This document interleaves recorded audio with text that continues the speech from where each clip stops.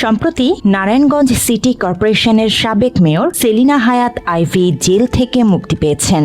গাজীপুরের কাশিমপুর মহিলা কারাগার থেকে মুক্তি দেয়া হয় তাকে। আইনগতভাবে ওনার মুক্তির জন্য সর্বোচ্চ আদালত থেকে ন্যায় বিচার পেয়েছি। মুক্তির পর আওয়ামী লীগের বাকি বন্দীদের নিরপরাধ হিসেবে উল্লেখ করে তাদেরও মুক্তির দাবি জানান আইভি। আমার মতো আরো অনেক মায়েরা আছে তারা নিরপরাধ, আশা করি সরকার তাদের প্রতিও সদয় হবে। জানা গেছে আইভির বিরুদ্ধে মোট 12টি মামলা রয়েছে। গত 10ই মে 10 মামলায় আইভির জামিন আপিল বিভাগ বহাল রাখে হাইকোর্ট।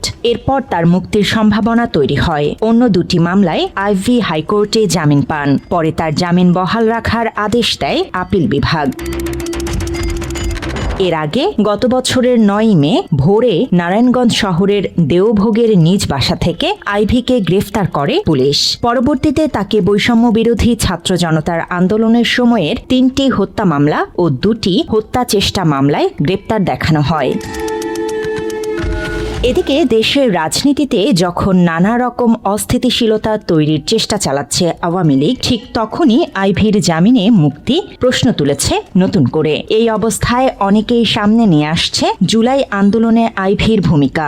সামাজিক যোগাযোগ মাধ্যমে ভিডিও শেয়ার করে তারা বলছে, জুলাই যোদ্ধাদের জঙ্গি ট্যাগ দিয়ে ওই সময়ে স্পষ্ট হাসিনার পক্ষে অবস্থান নেন আইভি।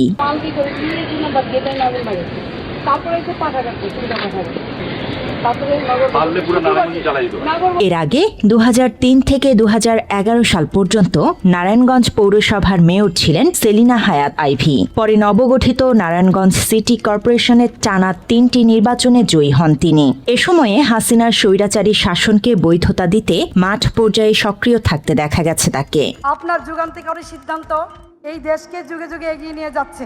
আপনার পিতা, আমাদের পিতা, জাতির পিতা বঙ্গবন্ধু শেখ মুজিবুর রহমান রাজপথেও স্বৈরাচারী আওয়ামী লীগের বলিষ্ঠ কণ্ঠস্বর হিসেবে ভূমিকা রেখেছেন সেলিনা হায়াৎ।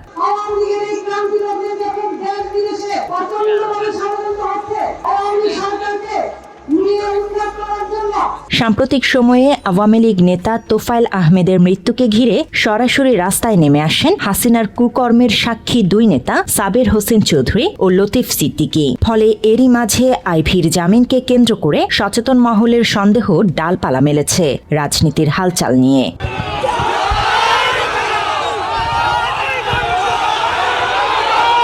এর আগে গ্রেপ্তার হলেও জামিনে মুক্তি পেয়েছেন সাবের হোসেন এবং লতিফ সিদ্দিকী। এরপর কার্যক্রম নিষিদ্ধ দলের পক্ষে সরাসরি রাস্তায় নামায় ওই নেতাদের জামিন দেয়ায় ক্ষোভ প্রকাশ করেছে সাধারণ মানুষ। তাদের একই রকম সন্দেহ এখন আইভিকে নিয়েও।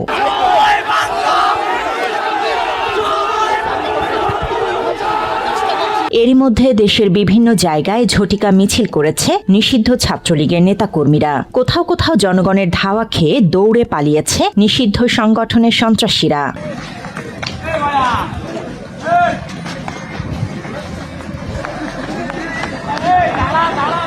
পরিস্থিতি নিয়ন্ত্রণের বাইরে যাওয়ার আগেই চিহ্নিত আওয়ামী সন্ত্রাসীদের গ্রেপ্তারের দাবি ছাত্র জনতার।